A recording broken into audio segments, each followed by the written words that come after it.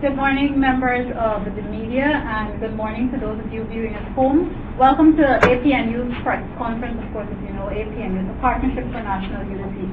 Our press conference for today, Friday, the 6th day of February 2015. Today's press conference is designed to remind the public of APNU's commitment to national unity and governance in Guyana. On the panel with me today, I begin with my extreme right, Mr. Ronald Bolton. He is, of course, still a member of Parliament because, as you know, Parliament has not yet been dissolved, and he is the title Minister for Local Government. Immediately next to him is Mr. Joseph Harmon, who is also a member of Parliament, attorney at law, and he is the General Secretary for a Partnership for National Unity. Then you have Mr. Jeffrey Santee, who is a senior member in the Justice for All party. As you know, Justice for All is one of the members of a Partnership for National Unity. And of course, Mr. Jaipal Sharma, who is another senior member of the Justice for All party. We have two statements which will be read today, beginning with Mr. Joseph Harmon from APNU. Thank you very much, Malaika. The statement is as follows. A Partnership for National Unity renews its resolve to continue its work to achieve national unity in Guyana. APNU firmly believes that a government of national unity is the first step in realizing the vision of an inclusive, just, and equitable society. The economic, social, and psychological benefits will be numerous. Such a government will enable the Guyanese society to attain its full potential. It will unleash the creative drive of all of our peoples and release the energies of investors, both local and foreign, workers and farmers. APNU has never ceased to pursue the ideals of national unity. We have avoided the adoption of superficial solutions which do not involve the masses of our people and which do not resolve the deep-seated prejudices which impede national unity. The partnership is guided by the sage warning that an understanding or compromise between leaders is no guarantee of unity amongst the ranks and file unless there is a serious and honest attempt to spread the message of unity further down. Each group, almost as a condition of support, will look at its leaders to further its own narrow cause, no matter how unreasonable it may be in the context of the national cause and interest. APNU recognizes that the political, economic, and social situation in Guyana has changed over the years, but the need for national unity still persists.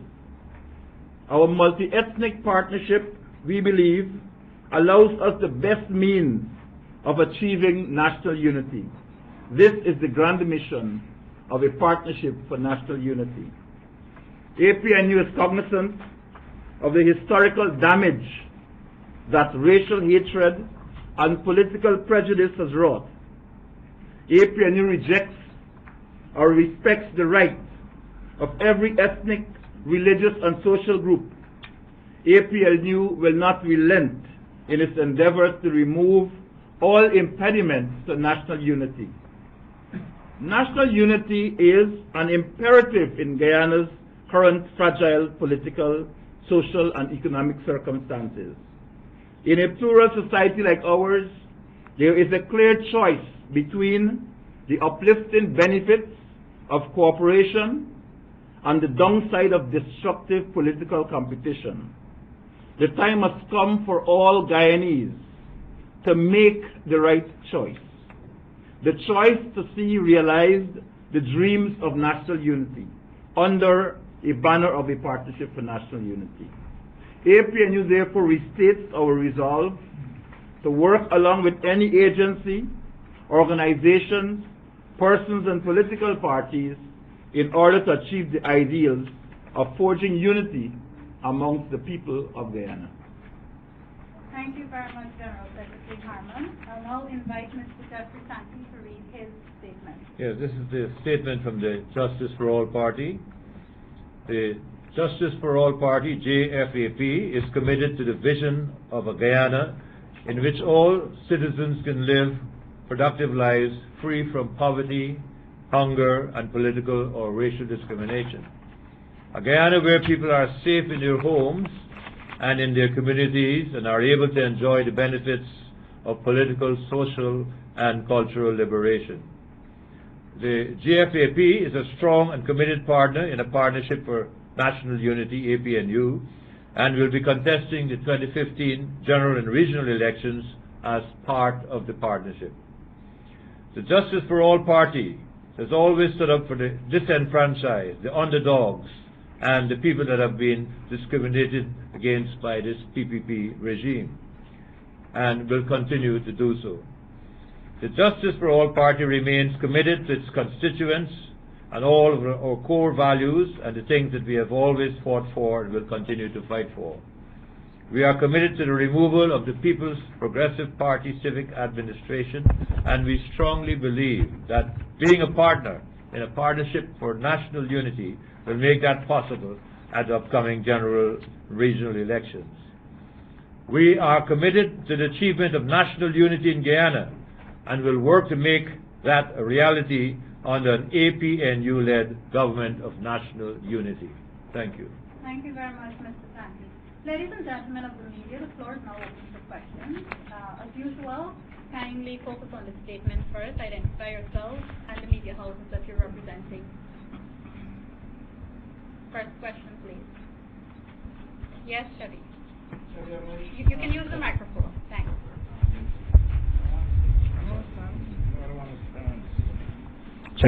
Freelance journalist. I suppose any member of the panel can answer this question. Mr. Harman, you spoke about the issues that result from the Guyana being a plural society. What I want to ask is, would the APNU consider, or is the APNU considering having Mr. Moses Nagamuzu as its presidential candidate? And what, if this is a consideration, what are some of the ramifications the partnership would see coming from such a decision? I have a follow-up question after you would have addressed this one. Okay. Okay, I think I will take that question. As you know, the APNU and the AFC, we are in negotiations right now concerning a document submitted by the Alliance for Change, and those negotiations are continuing. There's a document on the table from the AFC in that regard, and there are also documents from the APNU on the table in that regard. We did say at the onset of these conversations that we will restrict public disclosure on the conversations as they are unfolding, and that the disclosures will be made by way of a joint statement between the General Secretary of the Alliance for Change and myself as the General Secretary of a Partnership for National Unity, so that the content of that document, at this stage we are not prepared to disclose the nature of these conversations, but just to say to the general public that the conversations are going on, that there are proposals on the table, and that at the point in time when we come to discuss that matter, we will discuss it in its fullness. If I can be allowed to follow up. Yes. Historically, political parties in Guyana have sought to strike a racial balance for primarily political purposes, considering the ethnic or racial divide in Guyana. For example, in the PPP, we've seen East Indian presidential candidate, an Afro-Guyanese prime ministerial candidate. We've seen the same situation replicate itself in the APNU. Now, considering the APNU stance that it wants to move away from such practices, do you not think that maintaining such practices further proliferates the divide or the racial ethnic divide that exists in Guyana? If you could respond to that. Well, you've noted from the statement I read our commitment to national unity and whatever is the process that leads up to the opening up of those possibilities. We have never, as the statement said, we don't believe that just an arrangement at the level of leadership will solve the deep-seated problems which exist in this society right now. So I would not venture to say that, okay, you must have an Indian and a black, or a Chinese and a Portuguese, or an Amerindian, because that formula will always exclude a certain racial group in this country. That formula, because there are 6 races in this country, and if you always have a formula which has 2, one at the top, the other at the bottom, as the case may be, you will always exclude at least 4 others. So that is really not the prime motivation in the way we select our leadership in the APNU. It is but one consideration which is made, but there are others. We have geographic spread, we have age differentials, we have gender considerations.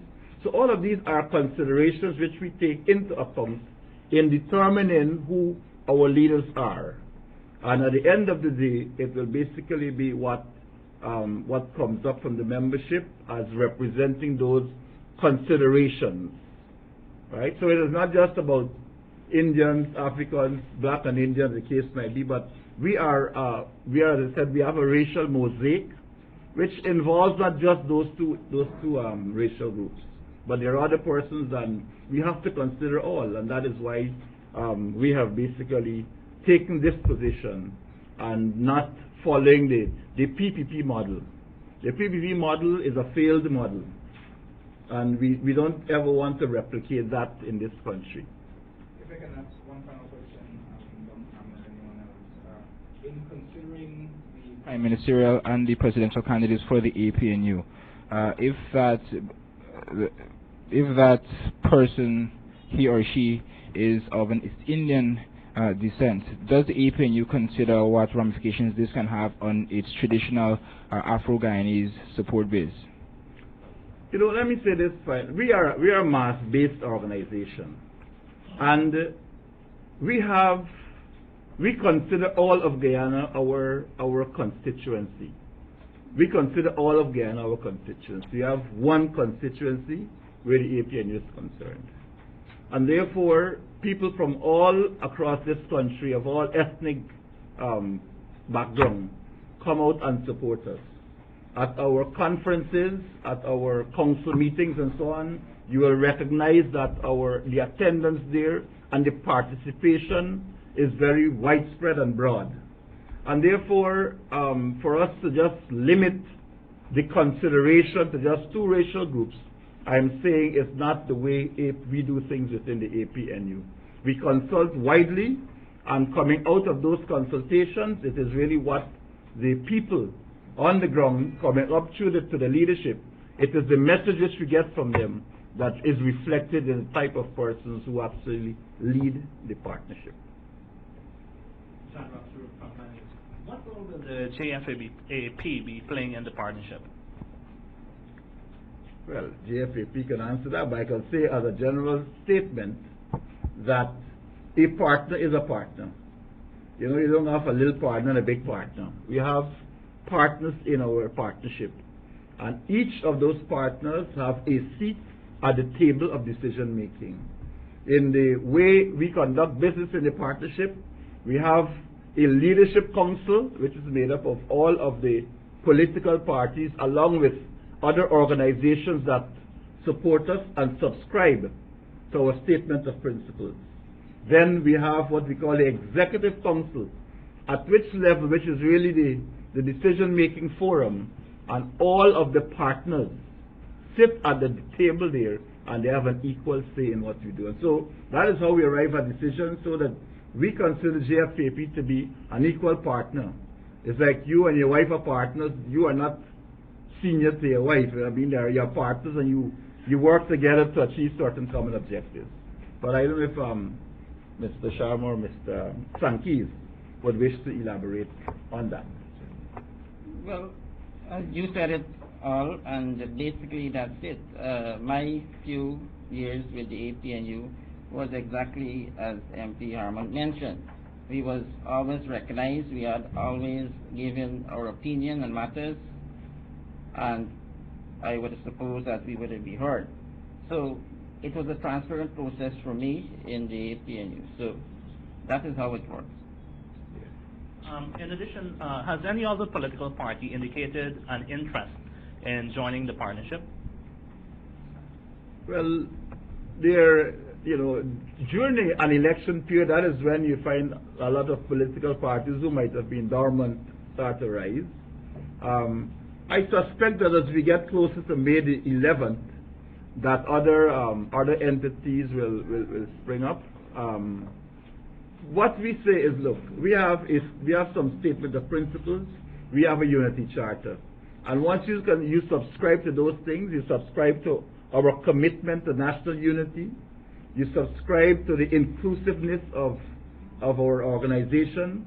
You subscribe to Article 13 of our Constitution, which speaks about inclusionary democracy. That basically that is what we require of you. And therefore, political parties, social organizations, youth groups, clubs, people, they can all come on board, because a partnership is of that nature. It is not just about the political parties, but it's a wider grouping of people who are committed to the realization of better Guyana, who are committed to the realization that the People's Progressive Party has damaged this country, and that there is an urgent need to change the way things are done, and in that change that this type of administration will have to be removed. Lashana? Question for Mr. Sharma. Lashana Gomes Cornelius from MTV News Update. My question is, Mr. Sharma, it is public knowledge that you were once a member of a Partnership for National Unity party and that you have left. Can you elaborate a bit, for the public's sake, about your reasons for rejoining the party at this time? Well, the reason is that we want to remove the PPP. See, that's the main reason. That's our main objective. We believe from our party, humble beginnings many years ago, that the PPP hasn't done much for the poor people in this country. The JFAP party focus was on the poor, and after 22 odd years, we didn't see that improve. You see, it's getting worse and worse. And some people say worse to us. But that is the situation, okay? That's the situation, and we don't want that. So we're going to put our stake in the APNU once again, and give the people of this country an opportunity to make the right decision. If you look at the players in the large party, the PPPC, it will be the presidential candidate for the 2011 election, featuring as the presidential candidate for the 2015 election. Similarly, the APNU indicated that its presidential candidate will be the same person again. Maybe AFC may say we go with Ramtatan. We don't know. It's a possibility we give in the people an opportunity to make the right decision this time, because they gave the PPPC an opportunity in 2011, and not much was done for the people of this country. So the voting population have an opportunity to do the right thing this time, if that answers your question. Thank you. A follow-up question. With the combined collaboration of the two parties, let's say you should win this election campaign. Now, can you tell us a bit what your role will be in the party if you should win? Well, as the General Secretary indicated, it's a partnership. It's a white-based coalition, political party, civil, civic, religious, all the groups involved. I don't want to bring additional pressure onto the APNU, because the APNU platform is a government of national unity. possibility APNU gets into office, which it would, which is my what I see, my vision, it will get into office, and it will want to encourage a broad-based decision-making body. It may include the AFC, who may not be in this broad coalition with us. It may include PPPC, I suppose. It may include other political parties who will want to stay in administration, executive power sharing. So we will not put additional pressure on the APNU because our goal is to remove the PPPC from office. So others may say to the APNU when they have this question, we want positions in the executive office. This is not the straw party position. In government, there's many other avenues in which you have a say in governance, not just at the executive level, at the parliamentary level, okay? There's other avenues in which we could support our people that give us their support. Can you tell us what is being done to reach out to the communities around Guyana, to encourage them to vote for your party, to encourage them in ways in which they can support your party for the betterment of our country? Can you tell us what you're campaigning for? Well, the Justice for All Party, prior to resigning, the APNU was doing its work in terms of mobilization, public awareness of our policy. Now, since I think it was Tuesday, the statement was read that we resign. It's official, so we have to work together and see what we will do as a collective and not just for our party, because we go in as one body, one group, 30 people. So I can no longer portray myself as being Justice for All. I'm a candidate in the list, most likely in the APNU slate, so we got to go as one and speak as one. Kurt Campbell. Mr. Sharma, could you say specifically what your interest is as it relates to returning as a member of parliament under the APNU, whether they win the next election or not? I would believe I answered the question. I said I have no request of the APNU to place me anywhere. So we just, in this process, as I said, our main objective is to remove this dictatorial regime, the PPPC. That is our main purpose, our goal for us rejoining the APNU. There is no pressure in the APNU for place JFAP in any special ministry or any special position. It's all up to the collective consultation with the APNU council. But will you accept an MP post if you're offered it? Will you accept it? Well, APNU being in government, you know, I will not say I'm gonna accept the MP position, being in government, because the fact that it's a collective body. We want other individuals to have the opportunity who didn't have the opportunity to have a say in the National Assembly. I had my opportunity. I have no fear that I need to represent the people in this country in the National Assembly, because I know that they're in good hands. Mr. Harman, could you say what the partnership is doing? Because at the last election, almost all political parties complained of poor voter turnout. Could you say what is being done this time around to address that issue? Well, that's an important issue. Poor voter turnout. In fact, at the last elections, you had about 475,000 or so voters, persons who were eligible to vote, and we actually had somewhere in the vicinity of 330-something, 340-something thousand thereabouts. So we had a large number of persons who were on the voters list that did not vote. But that, I believe, that issue in 2011 is no longer going to be the primary consideration in 2015. Because we had a situation where people felt so beaten down by the PPP, they felt so disgusted, they felt so much that the political system could not deliver things for them, that a number of them decided that they were not going to take part in the process. Since 2011 and coming up to 2015, what we've had is that people have seen that if they had actually made that effort that we could have gotten a different government. And over the last 3 years or so, our outreaches, our political outreach, our political programs have actually targeted those persons who felt that their vote did not matter. What we want to say to all Guyanese now is that your vote matters. Your vote counts.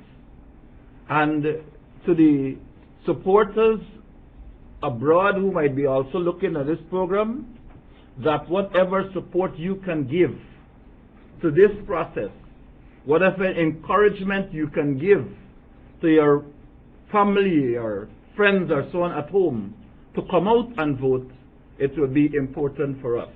Because we believe that with a higher voter turnout, the possibility is even greater that the PPP will be beaten, and will be beaten much worse than even thinking about right now.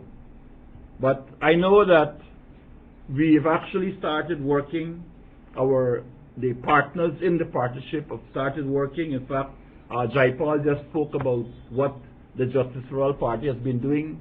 Every day you turn on the TV, you could have seen on Channel 6, Jaipal is somewhere in the community talking to people who are in effect being damaged in a very serious way by this uncaring administration.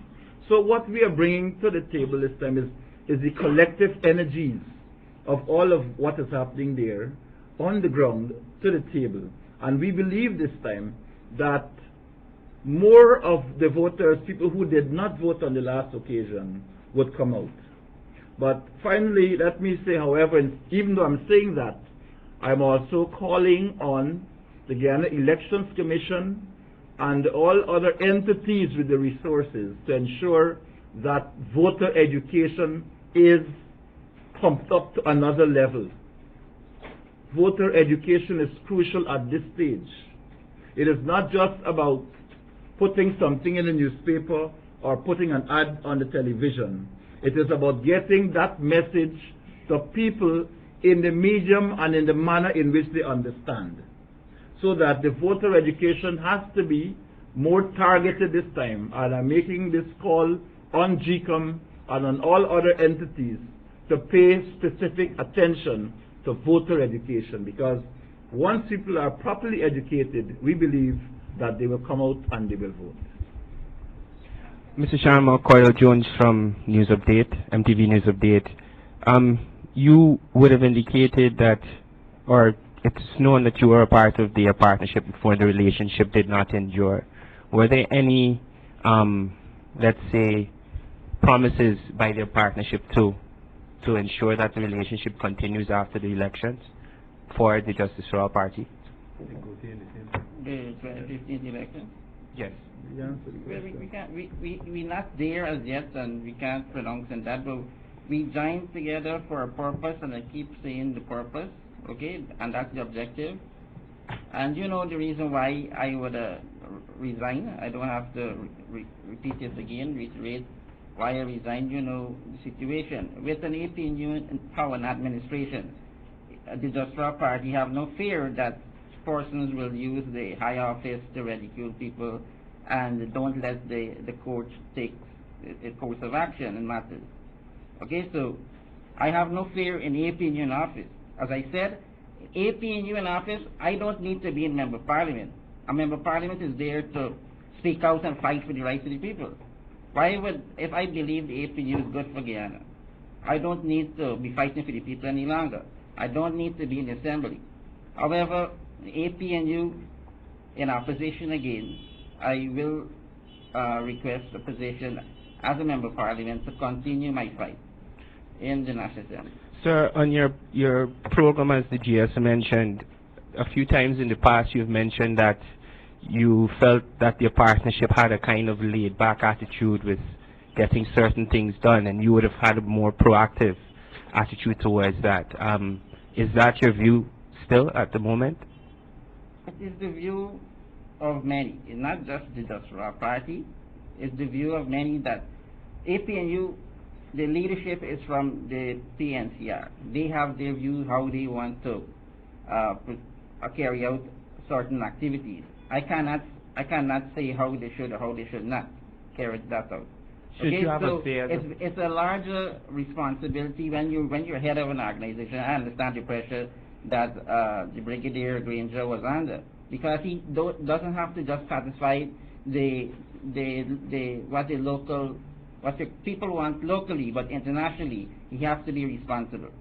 Okay, so I understand he will be faced with many pressures, and I don't blame him for that.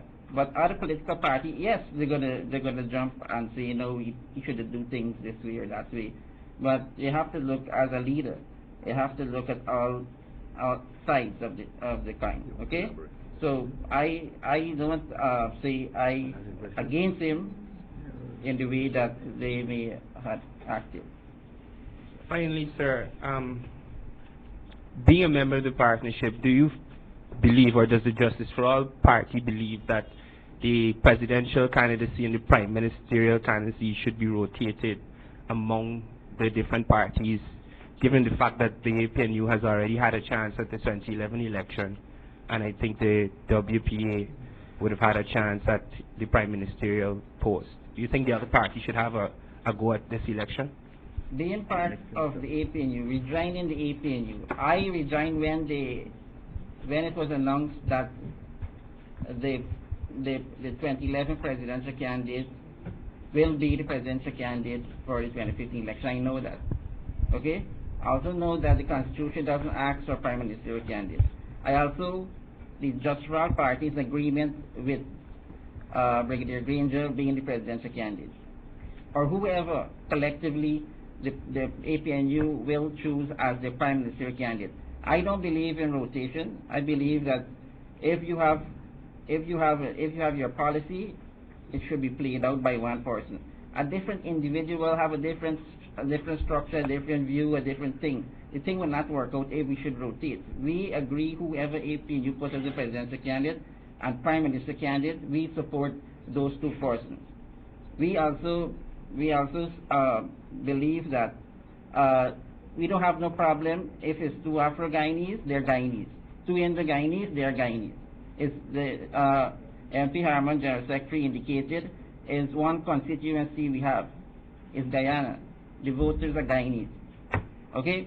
If you're going to cherry pick, and if it's going to be a black or an Indian or Amerindian because you want to play the race card, or a Chinese or a Portuguese, what happens to the female population? You have to include them. What is going to happen to the LGBT population? They're going to want to see. So you have to know what you're doing and go towards that. You cannot say, oh, if I go this way, I'm going to lose votes. Okay, you have to know what you're doing. It's a policy you're going after, and it's the benefit is for everyone. Okay, so it doesn't matter, two Afro-Guyanese, two Indo-Guyanese, we are Guyanese, and we're working for the entire country. Good. Yes, One more. The question has been posed several times already to Jaipal as to what Justice for All Party will be bringing to the table or to the partnership at this stage. I think it is worth reminding members of the media and repeating that the Partnership for National Unity comprises of not only political parties but various organizations, civic, cultural, social, religious, and each component or each member of APNU is not asked to lose their identity. They bring their own concerns as part of a collective, and as Mr. Harman had said earlier, they bring their own energy to the partnership. So it's the synergies that are realized from all of the members, or each component of APNU. And it is no secret, as has been articulated by Jaipal and by Mr. Harman, that JFAP over the years has a grounding, a base and a following among the poor and downtrodden. It is not that the PNC or other members and partners of APNU do not have that similar grounding in poorer communities, but it should be acknowledged that the JFAP over the years has been working actively in those communities, bringing to the fore and highlighting the inequity that exists in our society. So it is that synergy that will be realized, and it is that of which JFAP will be a part of. And let me say this as well. The tide has turned against the PPP. Guyana and the results of the last election reveals it. Our country has turned its back on winner takes all. The future of Guyana lies in alliance politics. It is only the PPP who are committed to this outmoded concept of winner takes all. The way forward is in national unity, and this is why the renewed commitment of a political party like the Justice for All party, that is throwing its lot enthusiastically behind and as part of APNU, it's a recognition that this is the way forward for our country. Good morning, Kiana Wilbur, Kitra News. Mr. Sharma, if memory serves me right, I believe one of the reasons you left the APNU, or left politics rather, was based on some comments made by Ms. Priya Manichan. Are you prepared for the kind of pressures that will come with the election campaigns of the PPP? Are you mentally prepared for it this time? Well, I resigned, but I didn't leave politics. As the day I resigned, I commenced campaigning and speaking out against the atrocity of the PPC, against the poor, and most of the atrocity that's committed on the people of this country is on the poor women and children of this country. So what Priya was speaking about, the party not acting on the platform of protecting women and children. Only recently, a senior official's son is allegedly charged for raping an aged girl. Okay, so rape is not a big issue for me, because when I look at the rape issue, when they're going to point fingers, I could point back to, right? So I think I'm okay with that in that regard. If they're going to want to put Priya Manichan morally against me, I could handle it.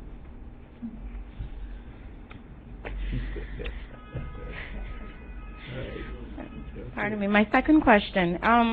While you would have been behind the scenes, I would like to know if you are pleased, or if you were pleased with the way the rest of the APNU dealt with financial matters. And also, I would like to know, how do you feel with the fact that the APNU, we're now heading into the May 11 elections without the Minister of Finance facing the Privileges Committee? I know that you would have also voiced your opinion on that. Well, no one is happy, including myself. Maybe no one can be happy for everything, but the odds against the APNU, in terms of the PPP managed to have the speaker rule against the APNU, even the one party, the AFC, the court was not in our favor. So we followed the process, due process. Okay, so what we could say, we try our best. Okay, so I think if the court was in our favor, see things and how we saw it, and Mr. Speaker, Rafael Trastman could have done the same, we would achieve our objective in terms of putting few ministers before the Privilege Committee. Okay, the APNU tried to amend the Fiscal Management Accountability Act to have ministers sanctioned for wrongdoing. It was this government, the PPC government, and the president who refused to accept that amendment. We can't do anything. Okay, so what we asking the people out there is not just to put the APNU into office, but to give us a majority. So we want that majority in the assembly, so we could fix things. Okay, so we don't want a repeat. Maybe the APNU in office and face a situation of being a minority in National Assembly but hold the executive. And then the PPP going to dish out the same that probably the joint opposition gave them. It's a revenge thing. It will not benefit the people.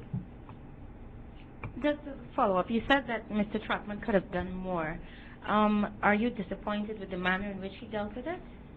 Well, that is what I'm saying. He could have, right? As Speaker, we don't determine how he rules and matters.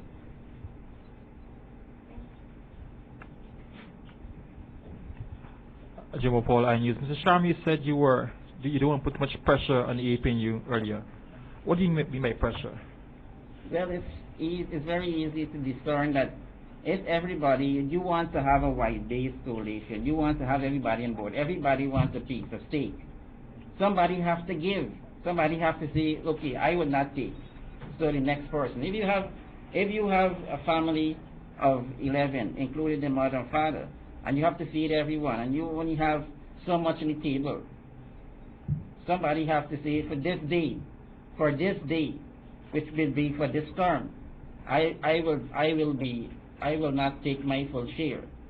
So the others could get an opportunity to feed and survive and strive. So it's the same thing. So you look at the small subset, you look at the larger picture. If the APNU will be courting other people to come on board, they will want something. The Just Small Party say, we will not put that pressure on them and say we will demand something.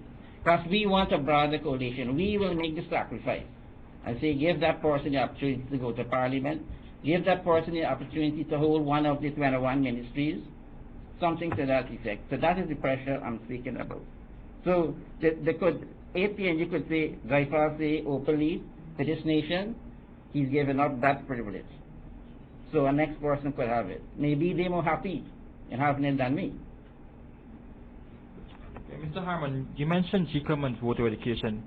The GECOM's chairman has said that he is concerned about the growing distrust of the entity. Is APNU confident in GECOM's ability to deliver free and fair elections? We have said that.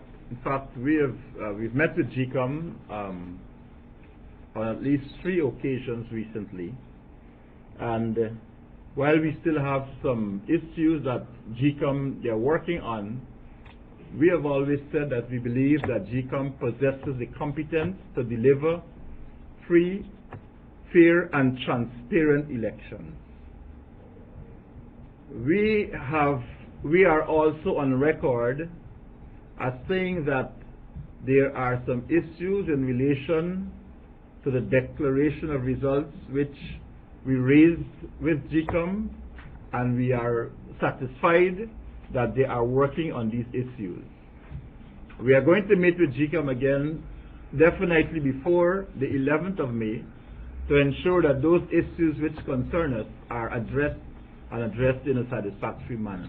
But as we stand here right now, we believe that there are sufficient processes in place to ensure that we can have fair elections. We believe that is so, but as I said, there are some issues which we are still working with GECOM. And therefore, I believe all Guyanese should give GECOM the kind of support it needs as an independent entity to deliver fair results. The fact of the matter is that the PPP continues to hold a sword of Damocles over the head of GECOM by its control of the budgetary process. So that GECOM, whatever monies they want, they still have to go to Dr. Luncheon for him to sign off on that. But we believe that based on what we have seen, what GECOM has presented to us, that they are in a position to deliver. The only obstacle in doing that will be any controls which the government continues to hold over the purse strings of GECOM. GECOM's chairman also raised concerns about the incitement and injection of fear into the populace and the need for rules against this to be included in the code of conduct. Will we see the APNU working towards this?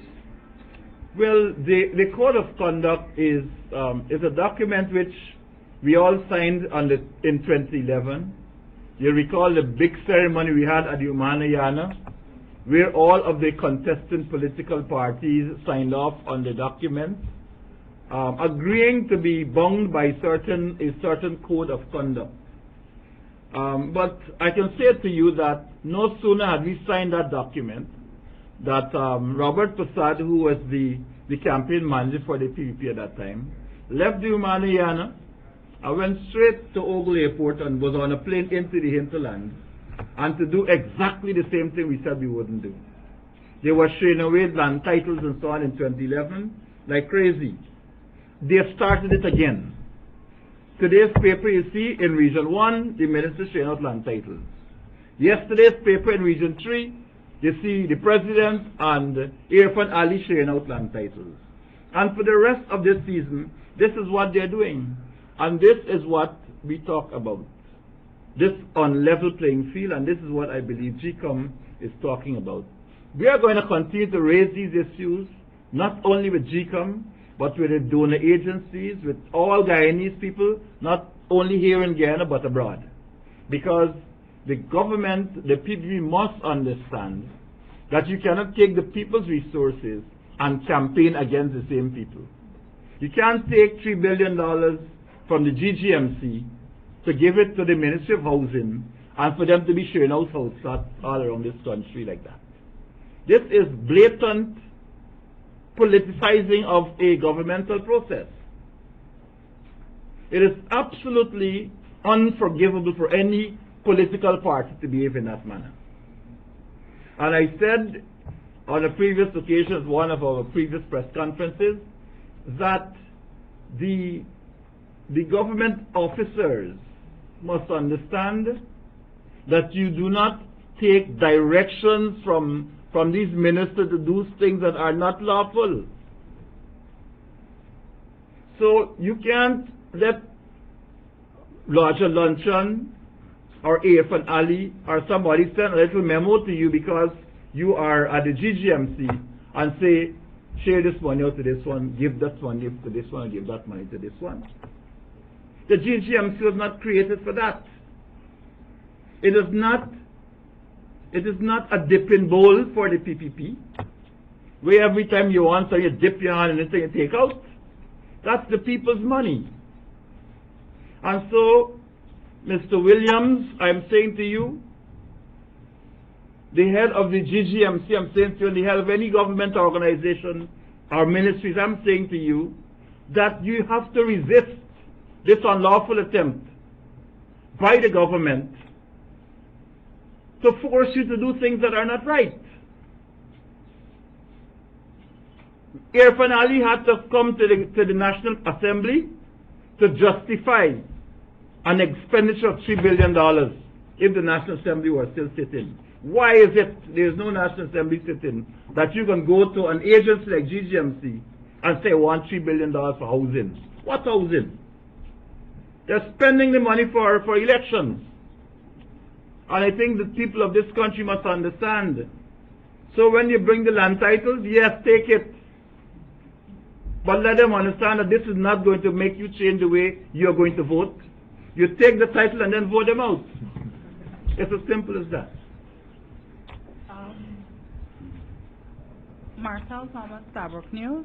Mr. Harmon, I want to know if your party is taking note of the events at UG, and what are your views on what's happening there?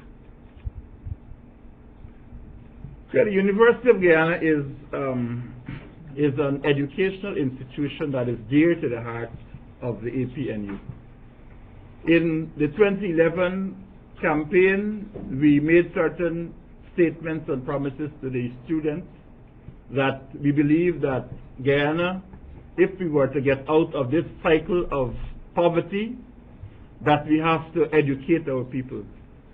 Brigadier Granger has said that his central focus will be to make Guyana an education nation, and that the University of Guyana, the Salpata College of Education, and all of these educational institutions will receive specific focus, specific financing from an APNU-led administration. Our teachers, he said, will be the best paid public servants, and we've taken some flack for it, but this is our position. That the university lecturers will have to be better paid. The university itself the physical facilities at the university will have to be improved. I mean, you can't go to a university. I mean, this is not secondary school. A university and toilets in walk-in. And sometimes you gotta go with a mosquito net in a classroom to make sure mosquito don't bite you up. What kind of future are we preparing for these graduates? What quality of education are we giving to them when we cannot guarantee some basic things like the physical facilities at the university? Like the proper remuneration for the lecturers. So while, in answer to you, while we are not going to get engaged in the actual process, the negotiation between the university association and the staff, what we are saying is that the university has to be given better facilities. And I think that the government must play a role in this. It is to a large extent, when we look at some of the ways in which we do business in Guyana, with some of the foreign companies that come in here to do business with us, we have said to the government that these companies that are big investors, that a significant portion of your agreement with them must be about them funding the University of Guyana, funding faculties at the University of Guyana, and providing facilities for the graduates of the University of Guyana. So these things we hold dear to our heart, and we sympathize with the position of the students. We also sympathize with the position of the lecturers, because they need to be better remunerated, and the facility of the university has to be better.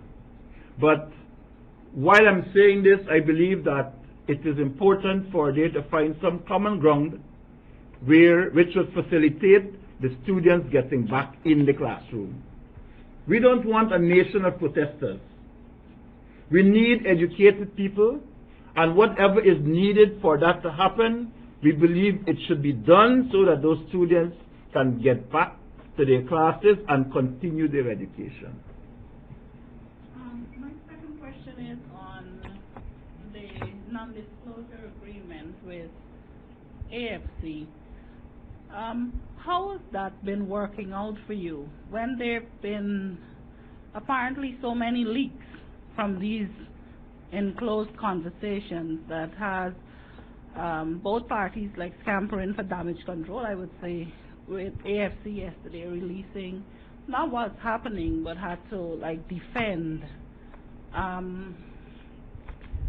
false reports in the media of what is happening with these. Do you think it would have been best to not give an in-depth report of what's happening, but periodically to update the media on the progress that is being made instead of just broad and bland, oh, it's going okay?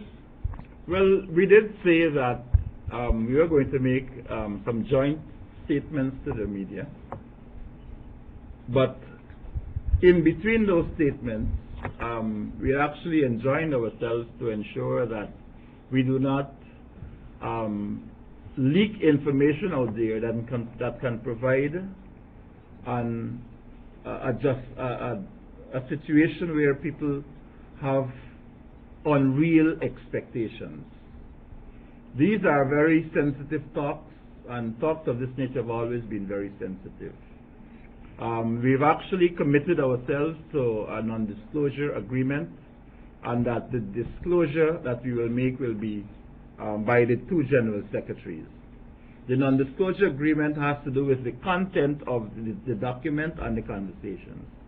We have not had any reason whatsoever since these conversations started to be defending anything, because we believe that in the sanctity of agreements, and once we signed an agreement, we believe that we are going to have to stick to that agreement which we signed. So we have never had that requirement to be defending anything that we said. What we've always said is within the confines of the agreement, and things which can be disclosed which are not part of the memorandum of understanding with the AFC. Andrew Weeks, Nightly News. Yesterday, the President had a conference with the Army, and he said that he's putting the Army on notice for elections. He also said that anyone who rumored anything that would disrupt the peace of the elections, any politicians or whatever, will be brought before the courts or will be brought to justice.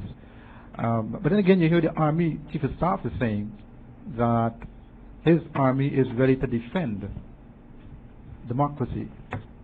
I want you to comment on that if you can. Well, as a former Army officer myself, I think I understand that conversation. The Army has a constitutional role in the preservation of peace and justice in working with the police.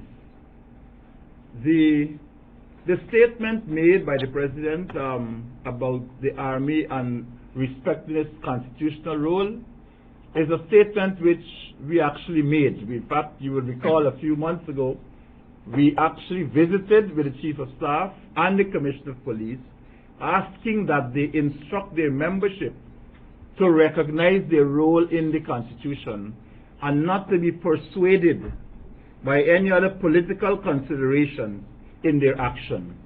We do not want anything like that. All we do, we ask of the Army, the police, and any agency for that matter, to act within the confines of the law, to understand their constitutional role and mandate, and to act in that way. Do not take instructions which will see you pitting yourself against the people in the exercise of democratic rights which are guaranteed by the same Constitution that you have sworn to uphold. So we hope that the message of the President to the officers, not only the Army but to the police officers as well, is that they must understand, they must respect the democratic processes in the country and not to be given political directions by Roe or anybody like that for them to act in a way that is inimical to that interest which they have sworn to protect. It is a constitution on which they swore when they took office. When the Chief of Staff took his oath of office, he swore to uphold the rights on the Constitution. When the Commissioner of Police did so, he did so. And you all covered it. You see them holding up the Bible or the Gita or whatever it is they swear on. And they swore to uphold the Constitution. And we will have to hold them to that standard. We hold them to that standard. And I'm happy to see that, that at least both of the head of those entities that they've actually said in various ways that that is what they will do. And we're asking that they do that. We're not begging any favors. This partnership is confident that we are going to win the next election. And therefore we don't want Rohi and those fellows over the road there to be hatching up any schemes to tell the police or the Army to go and lock up people. We just want them to understand that they have a constitutional role and we would like them to play it in a professional manner. That's all we ask of them. Let me just add that the role of the Guyana Defense Force governed by the Defense Act. Basically, the role of the Guyana Defense Force is to protect the sovereignty of the country and the Constitution. That is the role of the Guyana Defense Force. Mr. President Donald Ramatar going about publicly saying meetings with the armed forces, in this case the Guyana Defense Force, is indirectly driving some fear into the people of this country. And I don't think he should have done that. I think if you want to reach your Army official, closed door meeting after the President, that's good enough. And not to drive fear in the nation and the people of this country who are elected going to the polls and say, if you want to exercise your democratic right to freedom of speech, freedom of expression, freedom to protest, that you will be locked up. This is not in tandem with the PPP saying they want the election, a free, fair election, free from fear and peaceful. They are setting in the minds of people that the possibility there could be something sinister that we don't know about. So it's an attempt to drive fear in the people of this country.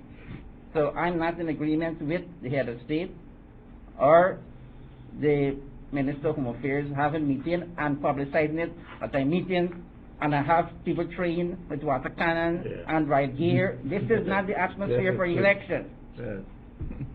Thank you very much, gentlemen of the panel. Yeah. Ladies and gentlemen of the media, this ends our press conference for today. For those of you at home, thanks for tuning in, and of course, join me right back here at 12:30 for Facing the Nation. Thank you.